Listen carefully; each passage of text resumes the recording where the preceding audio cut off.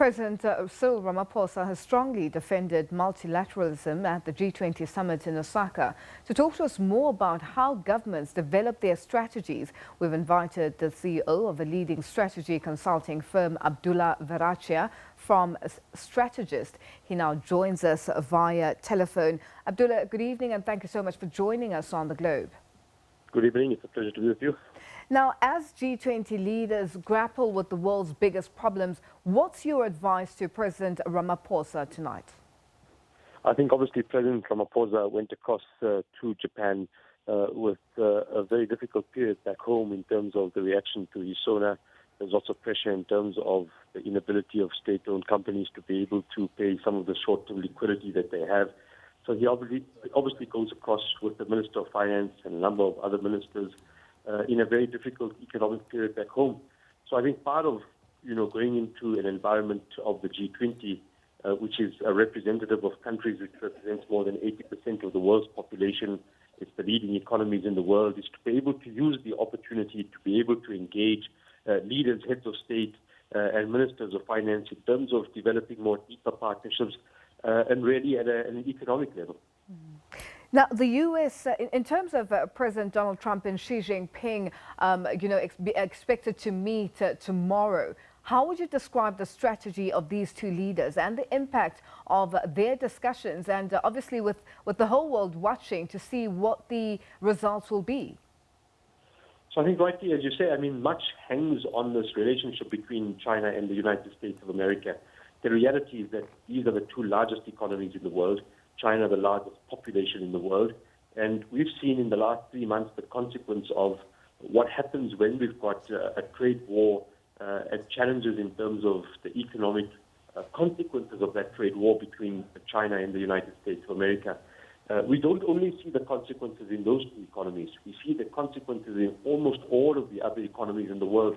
And I think it's largely as a result of the size, the scale of these economies, and the fact that they are part of a much more globalized type of economic environment. So I think there's a lot of anxiety, yet some trepidation in terms of what might happen in terms of this discussion between China and the United States of America. I think it's become so important that it's actually overshadowing more of the other conversations that's happening in Japan. Often we say that the host country has the development objectives in terms of what comes out of the summit. And so there's lots of pressure in terms of the Japanese government and the head of state to be able to say, use this opportunity as a seminal moment to perhaps bring some closer together relationship between China and the U.S. Will that happen? I think it's very difficult to speculate because you've got two leaders who obviously come from a bruising battle with each other. It's obviously tension-filled given what has happened between the trade relationship, but also manifest in relationships of Huawei and other companies.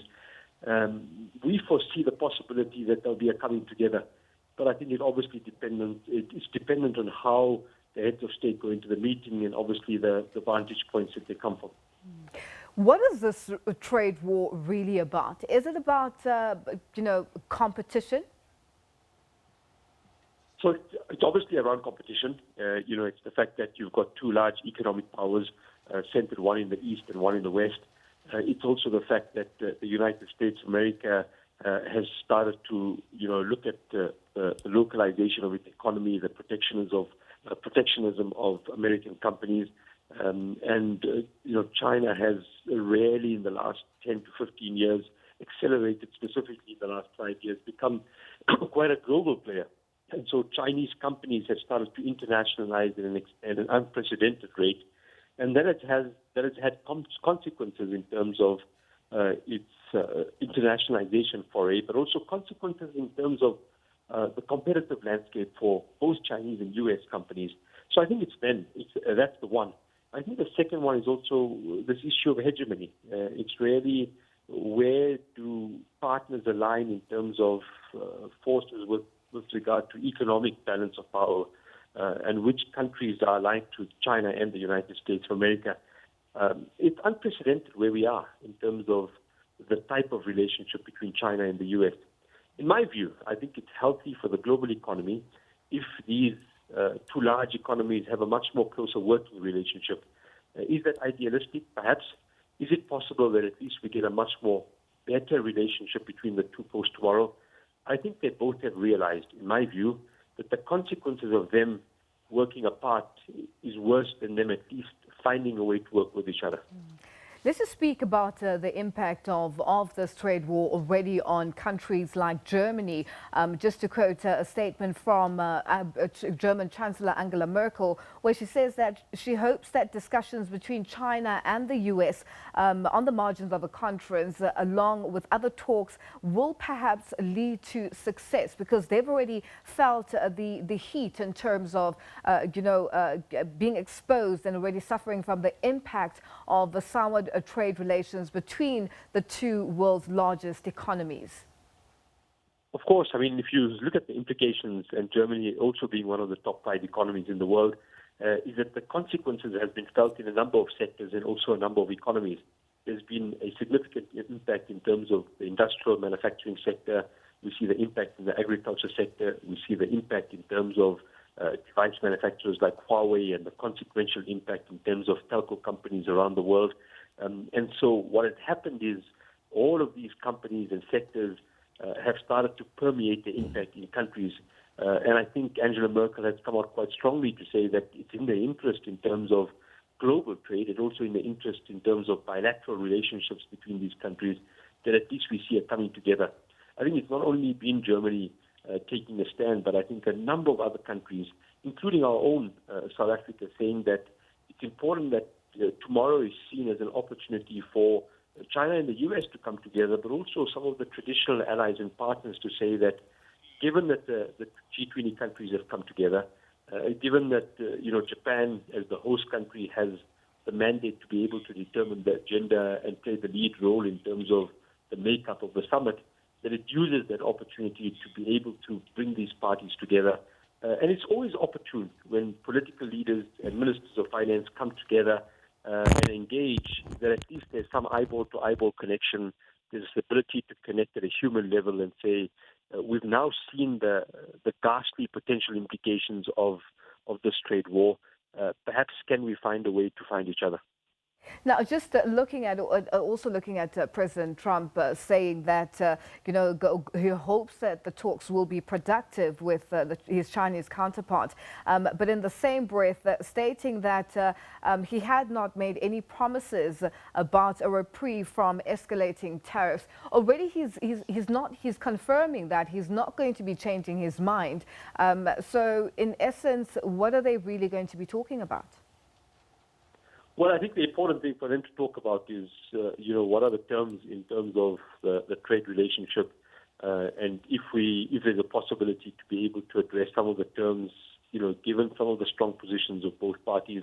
There's also been a lot said in terms of, especially in the last year, perspectives in terms of the role and relationships of different companies in different parts, the impact in terms of tariffs towards examples like aircraft, batteries, panel televisions, medical devices, etc. So I think, it's a lot more than just two heads of state coming together. It really comes down to what are the trade implications, how does it impact, some of the very specific items in terms of trade tariffs, how do we look at where those trade tariffs play out, and so I don't think it will be an all-out, kumbaya moment coming together, but rather a new normal in terms of saying, in a new type of context, how do we at least find some concessions on both sides so that we can, get a better footing in terms of addressing the trade imbalance or the trade relationship that's been impaired, the way we've seen in the last 6 months.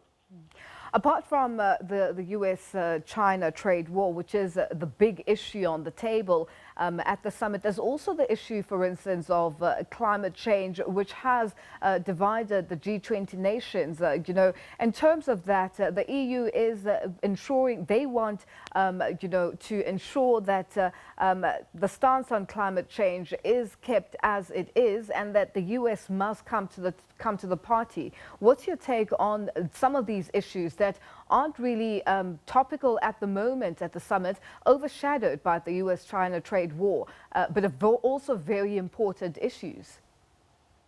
100%. I think, when you look at, the climate discussion that they have, it should be front and center in the G20 summit. there are a number of goals that are so critical, and obviously there are very polarized views in terms of how we address the climate goals, the final communique that perhaps comes out, and the fact that it's been seen by Shinzo Abe at Japan as a big factor to be able to see the success of this G20 summit. I think the reality is that we're not going to see an agreement reached, because I think, as you rightly say, the overarching consideration tomorrow, which will dominate the discourse in the discussion, is going to be the China-US trade relationship. And also, I think there'll be that conversation as part of a much more broader conversation in terms of the economic context. I think we see a number of countries going into this G20 summit with challenges in terms of their own domestic economies, and really amplified by what has happened in terms of this trade relationship. So will we see, the emphasis on the climate negotiations and the discussion the way it should be? I don't think so. I think it's going to be overshadowed by the more supposedly, what some would argue, immediate concern around economic factors and trade factors. In my view, I think the issue of the environment should take front and center. The Japanese government would have loved for that to happen. They've really pushed it in the last 3 to 4 months in the run-up to this G20 summit. But the reality is that I think it will get a passing view and won't really get the emphasis it should. Abdullah, thank you so much for joining us. We'll leave it there for now. That is Abdullah Verachia. He is the Chief Executive Officer of the Strategist, a leading strategy consulting firm that helps governments and corporates to craft their strategies.